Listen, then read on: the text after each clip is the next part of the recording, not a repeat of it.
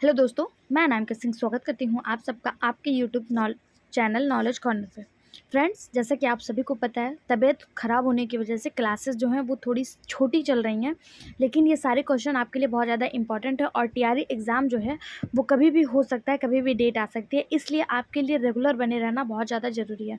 तो थोड़ा कम ही क्वेश्चन, लेकिन पर डे हम लोग क्वेश्चन को डिस्कस कर रहे हैं। इसके पहले के वीडियो में हम लोगों ने ये वाला क्वेश्चन डिस्कस किया था, जो ज्योग्राफी का हमारा लास्ट क्वेश्चन था कि थानबेट की योजना के अनुसार पूर्वी बिहार की जलवायु किस प्रकार की है।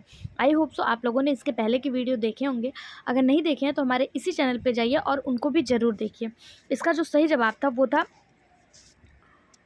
इसका सही जवाब था ऑप्शन ए यानी कि C2। बिहार की जो पूर्वी थानबेट जो है, इन्होंने जलवायु प्रणाली को कई भागों में बांटा था, कई श्रेणियों में बांटा था, जिसमें ए से लेकर ई तक इन्होंने बांट दिया था, ABCDE। और उसमें जो है उप श्रेणियाँ बांटी थी, जिसमें C1 और C2 आदि ये सब शामिल थे। ठीक है, और इन्होंने बिहार का जो पूर्वी भाग था, ऊपर वाले भाग को नॉर्थ और नीचे वाले को साउथ कहते हैं, इधर ईस्ट होता है और इधर वेस्ट होता है, इसी को पूर्वी भाग कहते हैं। ये जो पूर्वी भाग था, जिसमें भागलपुर, पूर्णिया, किशनगंज, कटिहार जैसे क्षेत्र आते हैं, इनको C2 श्रेणी में रखा था। तो थॉर्नवेट ने बिहार की पूर्वी भाग के जलवायु को किस श्रेणी में रखा था? तो C2 श्रेणी में रखा हुआ था। इसका सही जवाब ऑप्शन ए हो गया था। आज यहाँ से जो है हम लोग अपना नया क्वेश्चन स्टार्ट करते हैं।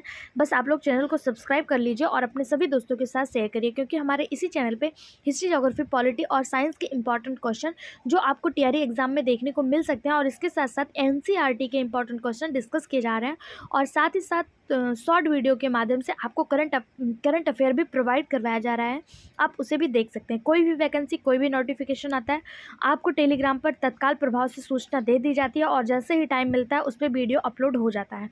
लेकिन अगर आप तुरंत ही जानना चाहते हैं तो हमारे टेलीग्राम चैनल को ज्वाइन कर लीजिए, क्योंकि कोई भी नोटिफिकेशन, कोई भी वैकेंसी आएगा तो फटाफट से आपको टेलीग्राम चैनल पर जो है वो प्रोवाइड करवा दिया जाता है। क्वेश्चन है, बिहार में बाल सुंदरी, ताल, करैल तथा बलथर पद निम्नलिखित में से किसके लिए प्रयुक्त होता है? कृषि, फसल, मिट्टी, प्राकृतिक वनस्पति, एक से अधिक, इनमें से कोई नहीं। कुछ वर्ड दिए हुए हैं यहाँ पे, बाल सुंदरी, ताल, करैल, बलथर, ये सब कुछ वर्ड दिए हुए हैं। पूछा है कि ये सब वर्ड किसके लिए यूज किए जाते हैं, तो इसका सही जवाब हो जाएगा ऑप्शन सी, मिट्टी यानी कि सॉइल। बिहार के ग्रामीण एवं कृषि क्षेत्रों में स्थानीय बोलियों में भूमि और मिट्टी को बाल सुंदरी, तार, करेल और बलथर, इन सब नामों से कहा जाता है। जो मिट्टी होती है वहाँ के लोग जो हैं इनको बाल सुंदरी, तार, करेल और बलथर, इन सब नामों से पुकारते हैं। ये सभी शब्द बिहार के विभिन्न भागों में मिट्टी के प्रकार या उनकी विशेषताओं को दर्शाने के लिए प्रयोग किया जाता है। इन शब्दों का प्रयोग मुख्यतः भूमि की बनावट, जल धारण क्षमता, उपजाऊपन और नमी की स्थिति को समझने के लिए किया जाता है। ठीक है, इसका सही जवाब हो जाएगा ऑप्शन सी। ये सब किसके प्रकार हैं? तो मिट्टी के प्रकार हैं। जैसे हम लोग जलोढ़ मिट्टी ऐसे सब करते हैं, तो स्थानीय भाषा में ये लोग इस भाषा का यूज करते हैं। अगला क्वेश्चन है, बिहार के निम्न हिस्सों में कौन सा हिस्सा भूतात्विक दृष्टि से अपेक्षाकृत पुराना है? रोहतास पठार, उत्तर पश्चिमी पहाड़ी, खड़गपुर पहाड़ी, उत्तर गंगा मैदान, एक से अधिक, इनमें से कोई नहीं। इसका जो सही जवाब हो जाएगा वो हो जाएगा ऑप्शन सी, खड़गपुर पहाड़ियाँ। भूतात्विक दृष्टि से खड़गपुर पहाड़ियाँ जो है ये बिहार का सबसे पुराना हिस्सा माना जाता है। खड़गपुर पहाड़ियाँ बिहार के पूर्वी भाग में, यानी ये वाला जो भाग है यहाँ पे पूर्वी भाग में, और आर्कियन युग की चट्टानों से बनी हुई है। ठीक, आर्कियन शैलों को पृथ्वी की सबसे पुरानी चट्टानें माना जाता है, और ये जो खड़गपुर की पहाड़ियाँ हैं इन्हीं आर्कियन चट्टानों से बनी हुई हैं, इसलिए इन्हें बिहार का सबसे पुराना हिस्सा माना जाता है। अगर पूछा जाए ये चट्टानें बनी कब, तो इनको बने हुए लगभग 2500 मिलियन वर्ष से भी अधिक का समय हो गया है, इसलिए ये सबसे पुरानी चट्टानें मानी जाती हैं। खड़गपुर की पहाड़ियाँ किन चट्टानों से बनी है? आर्कियन चट्टानों से बनी है, और आर्कियन चट्टानें जो है ये 2500 मिलियन वर्ष पहले से बनी हुई हैं, पुरानी है, और इन्हीं से खड़गपुर की चट्टानें बनी हुई हैं, खड़गपुर की पहाड़ियाँ बनी हुई हैं, इसलिए ये सबसे पुरानी चट्टानें या फिर सबसे पुरानी पहाड़ियाँ माना जाता है। अगला क्वेश्चन है, निम्नलिखित में से कौन सा जिला धारवाड़ भू स्तरीय रचना वाला नहीं है? नहीं है, यहाँ पे ध्यान दीजिएगा, नहीं वर्ड का यूज किया गया, और बीपीएससी 2019 में पूछा गया क्वेश्चन, इंपॉर्टेंट मार्क करिएगा। ऐसे क्वेश्चन हमें एग्जाम में देखने को मिल सकते हैं, टीआरई एग्जाम में। ठीक है, कौन सा जिला धारवाड़ भू स्तरीय रचना वाला नहीं है? ऑप्शन दिया, मुंगेर, रोहतास, जमुई, नवादा। रोहतास जिला जो है ये दक्षिण पश्चिमी बिहार में है और इसकी चट्टानें गोंडवाना और विंध्य श्रृंखला में होती हैं। इसका इलाका कैमूर पठार का है जो धारवाड़ रत्ना में नहीं आता है, इसलिए ऑप्शन भी इसका सही जवाब हो जाएगा। अगर ये धारवाड़ में नहीं है तो किस में है? ये गोंडाना और बिंद श्रृंखला की है और ये जो है कैमूर पठार के हिस्से में आता है, ये धारवाड़ की पहाड़ियों में नहीं आता है। ठीक, बाकी बात करें मुंगेर, जमुई, नवादा, ये सब जो ज़िले हैं ये पूर्वी, दक्षिण पूर्वी, ये नॉर्थ हो गया, ये साउथ हो गया, इस वाले भाग में दक्षिण पूर्वी भाग में स्थित है और यहाँ धारवाड़ श्रृंखला की चट्टानें पाई जाती हैं। ठीक, अगला क्वेश्चन, बिहार के निम्न जिलों में से किस जिले में पीडमोंड स्वैम्प मिट्टी पाई जाती है? मधुबनी, भागलपुर, पश्चिमी चंपारण, सीतामढ़ी, एक से अधिक, इनमें से कोई नहीं। किस जिले में पीडमोड स्वैम्प मिट्टी पाई जाती है? मधुबनी, भागलपुर, पश्चिमी चंपारण, सीतामढ़ी, एक से अधिक, इनमें से कोई नहीं। इसका जो सही जवाब हो जाएगा वो हो जाएगा ऑप्शन सी, पश्चिमी चंपारण। बिहार में पीडमोड स्वैम्प मिट्टी जो है ये पश्चिमी चंपारण जिलों में मुख्यतः पाई जाती है। यह इलाके सोमेश्वर पहाड़ियाँ और नेपाल के तराई से लगा हुआ है। तराई वाला क्षेत्र आप सभी को पता है, बिहार का मैप जो है आयताकार है। गंगा नदी इसको दो भागों से बांटती है और ऊपर की तरफ इसके कौन सा देश है? नेपाल है। ये नेपाल से इंटरनेशनल बॉर्डर शेयर करता है और इसी क्षेत्र को तराई वाला क्षेत्र कहा जाता है। और यहीं पे जो है ये पश्चिमी चंपारण, उसके बाद पूर्वी चंपारण जैसे जिले देखने को मिलते हैं। ये पश्चिमी चंपारण जो है इसी में पीडमोड स्वयं मिट्टी पाई जाती है। ठीक, ऑप्शन सी इसका सही जवाब हो जाएगा। पीडमोड स्वयं मिट्टी पहाड़ी ढलानों के निचले दलदली क्षेत्रों में पाई जाती है। नेपाल पहाड़ों पे है, ये हम सभी को पता है। इसका जो निचला हिस्सा है ये दलदली वाला जो क्षेत्र है, यहीं पे ये पीडमोड स्वयं मिट्टी पाई जाती है। स्वयंपी मतलब वही होता है दलदली। ठीक है, स्वयंपी मतलब क्या होता है? दलदली होता है। या मुख्यतः सदाबहार या मौसमी जलभराव वाले क्षेत्रों में विकसित होती है। तो ऑप्शन सी इसका सही जवाब हो जाएगा। अगला क्वेश्चन, निम्नलिखित में से बिहार का कौन सा भू आकृति खंड झारखंड के साथ अपनी सीमा साझा नहीं करता है? गंगा सोन विभाजन, अंग मैदान, मगध मैदान, मिथिला मैदान, एक से अधिक, इनमें से कोई नहीं।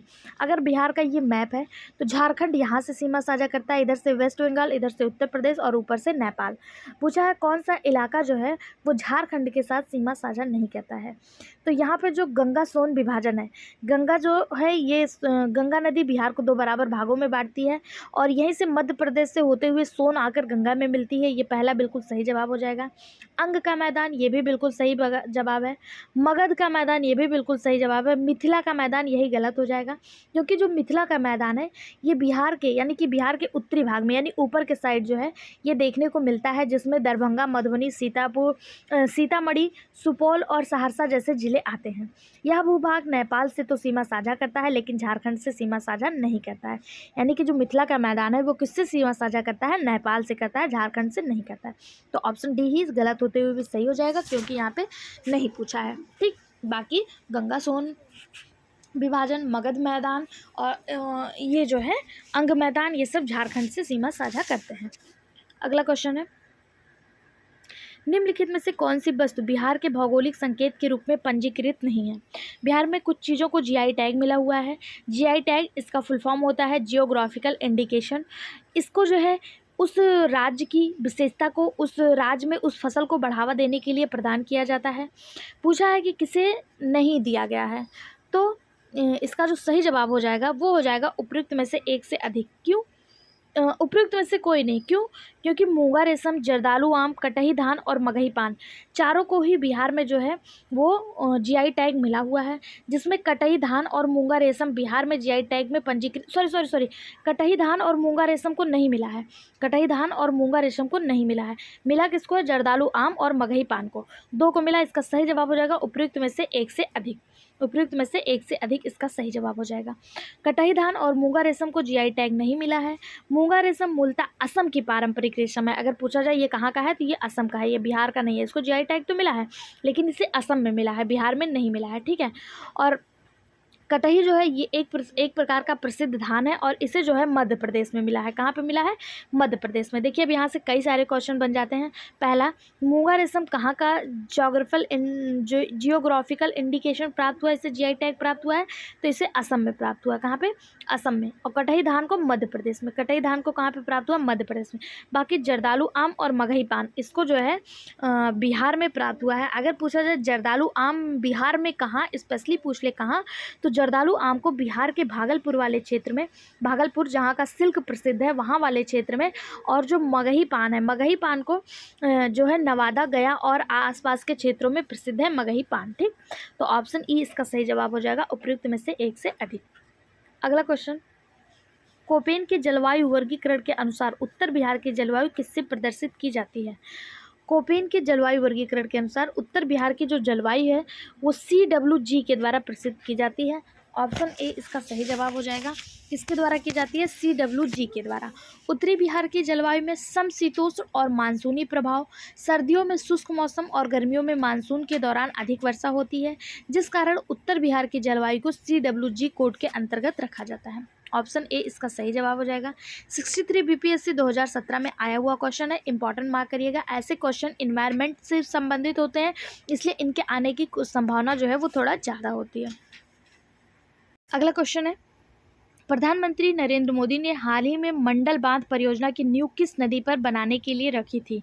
कोसी, बूढ़ी गंडक, फल्गु, उत्तरी कोयल, एक से अधिक, इनमें से कोई नहीं। 2019 में ये क्वेश्चन आया था तो इस प्रकार से पूछा गया था, लेकिन अब अगर आपको ये क्वेश्चन एग्जाम में देखने को मिलेगा तो ये पूछा जाएगा कि मंडल बांध परियोजना कहाँ से संबंधित है। तो सबसे पहले जान लीजिए मंडल बांध परियोजना जो है ये बिहार से संबंधित है। और दूसरा क्वेश्चन पूछेगा कि मंडल बांध परियोजना किस नदी पर है, तो इसका सही जवाब हो जाएगा उत्तरी कोयल नदी पर। उत्तरी कोयल नदी पर मंडल बांध परियोजना है। यह परियोजना झारखंड के तालाहार जिले के कुटकू गांव के पास स्थित है। ये बिहार में नहीं है, सॉरी बिहार में नहीं है, कहाँ पे है? झारखंड और बिहार दोनों को ही यह सुविधा प्रदान करती है, लेकिन यह स्थित कहाँ है? तो झारखंड में। इंपॉर्टेंट मार्क करिएगा, ये सुविधा तो दोनों को प्रदान करती है, सिंचाई दोनों की होती है इससे, मंडल बांध परियोजना से। लेकिन ये अगर पूछा जाए मुख्यतः कहाँ पे स्थित है, तो यह मुख्यतः झारखंड के तालाहार जिले के कुटकू गाँव के पास स्थित है। इसका उद्देश्य क्या था? तो बिहार और झारखंड दोनों के जो सूखा प्रभावित क्षेत्र थे उनको सिंचाई प्रदान करना इसका उद्देश्य था। और यह किस नदी पर बना हुआ? तो यह उत्तरी कोयल नदी पर जो है वो बना हुआ है। किस पर बना है? उत्तरी कोयल नदी पर बना हुआ है।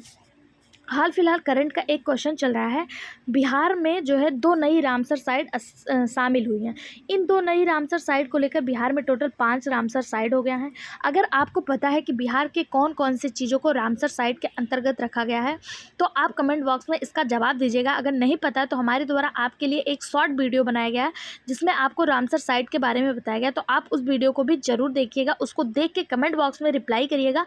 आपको ये क्वेश्चन अगर एग्जाम में देखने को मिल जाएगा और आप अगर कमेंट बॉक्स में एक्टिव पार्टिसिपेट करते हैं तो ऐसे क्वेश्चन आपसे भूलेंगे नहीं। ठीक है, तो आप जो क्वेश्चन पूछा जाता है उसका जवाब कमेंट बॉक्स में ज़रूर दिया करिए।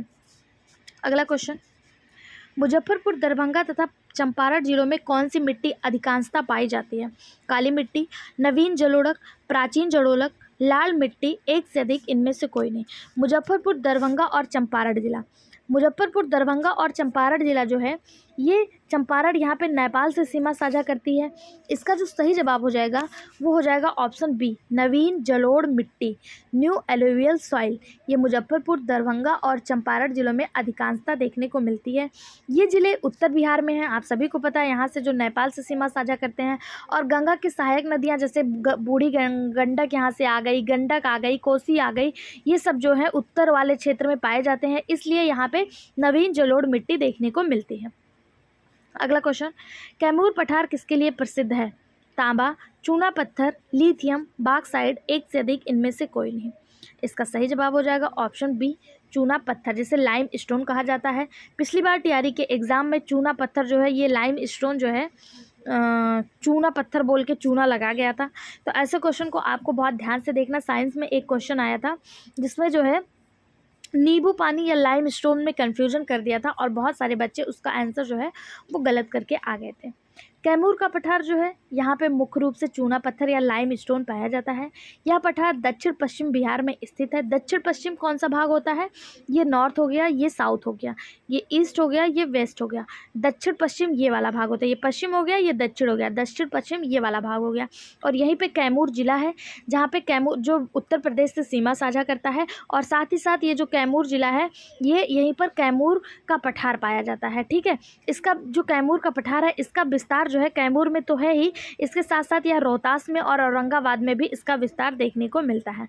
यह विंध्याचल जो श्रृंखला है उसका एक हिस्सा है और भूगर्भीय दृष्टि से काफ़ी समृद्ध भी है। तो ऑप्शन बी इसका सही जवाब हो जाएगा। कैमूर के पठार में चूना पत्थर जो है वो पाया जाता है। अगला क्वेश्चन, उत्तर बिहार किसके लिए प्रसिद्ध है? उत्तर बिहार यानी कि ऊपरी वाला हिस्सा जहाँ पे जो नेपाल से सीमा साझा करता है, उसके बारे में पूछा जा रहा है कि ये किसके लिए प्रसिद्ध है। एक मिनट, कहाँ चला गया? कृषि समृद्ध है, भारी उद्योग है, बाढ़ है या फिर सूखा है? तो ये उत्तर बिहार वाला जो हिस्सा है ना, इसका सही जवाब हो जाएगा ये बाढ़ के लिए प्रसिद्ध है। क्यों? क्योंकि आप सभी को पता है ये उत्तर बिहार वाले हिस्से में ही बूढ़ी गंडक, गंडक, कोसी जैसी नदियाँ आती हैं। कोसी को तो बिहार का शोक भी कहा जाता है, इसलिए ये फ्लड के लिए बहुत ज़्यादा प्रसिद्ध है। तो ऑप्शन सी इसका सही जवाब हो जाएगा। ठीक है, यह क्षेत्र जो है यह गंगा नदी और उसकी सहायक नदियों के किनारे बसा हुआ है, जिसमें बागमती, कमला बलान, बूढ़ी गंडक, गंडक जैसी नदियां जो है यहाँ पे आके मिलती हैं। और कोसी जो है ये अपने मार्ग को बहुत ज़्यादा परिवर्तित करती है, इसलिए इसे बिहार का शोक भी कहा जाता है। इसलिए यह जो क्षेत्र है ये फ्लड यानी बाढ़ के लिए बहुत ज़्यादा प्रसिद्ध है। ठीक है, यहाँ नेपाल के से निकलने वाली जो नदियाँ हैं उसमें जब जल बहुत ज़्यादा हो जाता है और वो अत्यधिक जल लेकर भारत में आती हैं, बिहार में आती हैं, और अचानक से यहाँ का जल स्तर बढ़ जाता है, इसलिए यहाँ पे बाढ़ की समस्या जो है अधिकतर बनी रहती है। अगला क्वेश्चन है, बिहार नेपाल जो है वो पहाड़ी एरिया है और बिहार जो है ये तराई एरिया पड़ जाता है, इसलिए यहाँ पे अधिकतर बाढ़ जो है वो आ जाता है।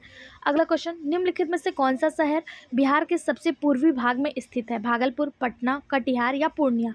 इसका सही जवाब हो जाएगा ऑप्शन सी।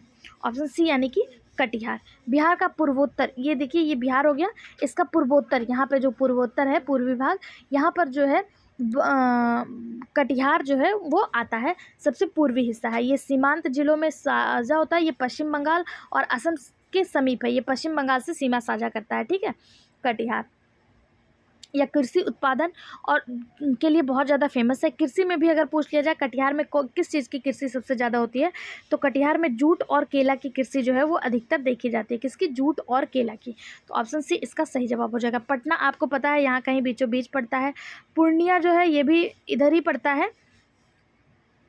अगला क्वेश्चन, बिहार की सुमेश्वर श्रेणी है पारसनाथ पहाड़ी से पुरानी, राजमहल की से पुरानी, खड़गपुर पहाड़ी से पुरानी, इन सबसे नई? इसका सही जवाब हो जाएगा ऑप्शन डी। ऑप्शन डी यानी कि इन सबों में नई। सुमेश्वर श्रेणी का निर्माण हाल ही में भूगर्भीय हलचलों के कारण हुआ है। यह सभी श्रेणियां नई है, यह इन सभी श्रेणियों से नई है। सुमेश्वर श्रेणी बिहार के पश्चिमी चंपारण जिले में स्थित है। यह शिवालिक श्रेणी की एक उपशाखा है और हिमाचल की बाहरी पहाड़ियों से संबंधित है। भूगर्भीय दृष्टि से यह नई संरचना मानी जाती है, यानी खड़गपुर, राजमहल और पारसनाथ तीनों से ही ये नई है। ठीक, अगला क्वेश्चन, पटना का स्थानीय समय है भारतीय मानक समय से आगे, भारतीय मानक समय से पीछे, वही जो भारतीय मानक समय है, भारतीय मानक समय से संबंधित नहीं है? ये क्वेश्चन आपके लिए इम्पॉर्टेंट है, इसको स्टार मार्क करिएगा। पटना का मानक समय कितना है? तो आपको बता दें जो IST है, IST, इसके अनुसार भारत का जो मानक समय है वो कितना है? तो 82.5 डिग्री है। 82.5 डिग्री पूर्वी दिशांतर, 82.5 डिग्री पूर्वी दिशांतर ये भारत का मानक समय है। और इसी के अनुसार अगर बात करें कि बिहार की यानी कि पटनापुर की जो मानक समय है वो कितनी है, तो पटना का जो मानक है वो 82.5 ईस्ट पूर्व में है। पटना का जो है 82.13 है, 82.13। एक मिनट, भारत का कितना है? 82.5 डिग्री ईस्ट में ये भारत का हो गया। पटना का कितना है? ये है पटना का, सॉरी यहाँ पे 85, हाँ 82। पटना का कितना है? 85.13 पटना का है। ठीक है, ये इस कारण पटना जो है ये IST की रेखा से पूर्व में है, इसलिए यहाँ का स्थानीय समय IST से थोड़ा आगे है। ठीक है, इंटरनेशनल टाइम लाइन जो है उससे थोड़ा सा ये आगे है। ठीक है, इंडियन स्टैंडर्ड टाइम, IST का फुल फॉर्म क्या होता है अगर आपसे पूछ लिया जाए IST का फुल फॉर्म, तो इंडियन स्टैंडर्ड टाइम। पटना जो है ये इंडियन स्टैंडर्ड टाइम से थोड़ा आगे है। ये जो है इंडियन स्टैंडर्ड टाइम जो है ये उत्तर उत्तर प्रदेश के मिर्ज़ापुर के पास स्थित है, जबकि पटना जो है ये यहाँ का 85.13 पूर्वी है, ये थोड़ा सा ज़्यादा है इसलिए ये जो है, लेकिन जो है सब जगह एक ही टाइम जो है काउंट किया जाता है। अगला क्वेश्चन है, बिहार का कौन सा शहर 5 पहाड़ियों से घिरा हुआ है? गया, पटना, भागलपुर, बोध गया, एक से अधिक, इनमें से कोई नहीं। ये देखिए बीपीएससी री एग्ज़ाम 2020 में पूछा गया है और री एग्ज़ाम के क्वेश्चन अक्सर एग्जाम में देखने को मिल जाते हैं। प्रीवियस ईयर कोई भी हो आपके लिए बहुत ज़्यादा इंपॉर्टेंट होता है, तो प्रीवियस ईयर सारे क्वेश्चन किसी भी सब्जेक्ट के हों आपको हमारे इसी चैनल पर प्रोवाइड करवाए जा रहे हैं, तो आप उन सब क्लासेस को भी ज़रूर देखिए, ठीक है। गया, पटना, भागलपुर, बोध गया, वो कौन सा शहर है जो 5 पहाड़ियों से घिरा हुआ है? इसका सही जवाब हो जाएगा ऑप्शन ई। ऑप्शन ई क्यों? बिहार 5 पहाड़ियों से घिरा राजगीर, ना कि पटना, गया, भागलपुर और बोध गया, यानी कि इनमें से कोई भी 5 पहाड़ियों से नहीं घिरा है। जो 5 पहाड़ियों से घिरा हुआ है उसका नाम क्या है? राजगीर। बिहार का जो राजगीर शहर है, जिसे राजगिरी या गिरिव्रज के नाम से जाना जाता है, जो पहले की राजधानी हुआ करती थी हार्यक वंश में, ये जो है 5 पहाड़ियों से घिरा हुआ है। बिहार का वह शहर जो 5 पहाड़ियों से घिरा हुआ है उसका नाम क्या है? राजगीर। अगर पूछ लिया जाए वो 5 पहाड़ियाँ कौन कौन सी हैं जिससे राजगीर घिरा हुआ है, तो पहला है बिपुलगिरी, बिपुलगिरी, पहला हो गया बिपुलगिरी। दूसरा हो गया रत्नागिरी, बिपुलगिरी, रत्नागिरी, रत्नागिरी। फिर है स्वर्णगिरी, बिपुलगिरी, रत्नागिरी, स्वर्णगिरी, गिरी गिरी लगा है सब में, और स्वर्णगिरी, उदयगिरी, उदयगिरी, उदयगिरी, उदयगिरी। फिर है बैवगिरी, बैवगिरी। ये 5 पहाड़ियाँ हैं जिसने बिहार का राजगीर या गिरिव्रज शहर जो है ये घिरा हुआ है। इन 5 पहाड़ियों के गिरने की वजह से ये जो है सुरक्षा की दृष्टि से बहुत ज़्यादा इम्पोर्टेंट था, इसलिए ये जो है प्राचीन काल में राजधानी हुआ करती थी, ठीक। अगला क्वेश्चन है, निम्नलिखित बिहार के निम्न जिलों में से कौन सा जिला नेपाल के साथ सीमा साझा नहीं करता है? मधुबनी, किशनगंज, सीतामढ़ी, पूर्णिया, एक से अधिक, इनमें से कोई नहीं। ये आपके लिए होमवर्क क्वेश्चन है, 63 बीपीएससी 2017 में आया हुआ है। बिहार का वह कौन सा जिला है जो नेपाल के साथ सीमा साझा नहीं करता है? बिहार को उत्तर में नेपाल से सीमा साझा करता है, दक्षिण में झारखंड से सीमा साझा करता है, पूर्व में पश्चिम बंगाल से सीमा साझा करता है, और पश्चिम में जो है ये उत्तर प्रदेश से सीमा साझा करता है। नेपाल से टोटल 7 जिले, पश्चिम बंगाल से 3 जिले, उत्तर प्रदेश और झारखंड से 8 जिले जो है ये सीमा साझा करता है। आपसे पूछा इनमें से वो कौन सा जिला है जो नेपाल से सीमा साझा नहीं करता? इसका जवाब आपको कमेंट बॉक्स में देना है। अगर आपका जवाब सही होगा तो नेक्स्ट वीडियो में आपके नाम के साथ आपके कमेंट को जरूर दिखाया जाएगा। वीडियो में बने रहने के लिए धन्यवाद। सभी दोस्तों के साथ शेयर करें, लाइक करें, सब्सक्राइब करें। Thank you.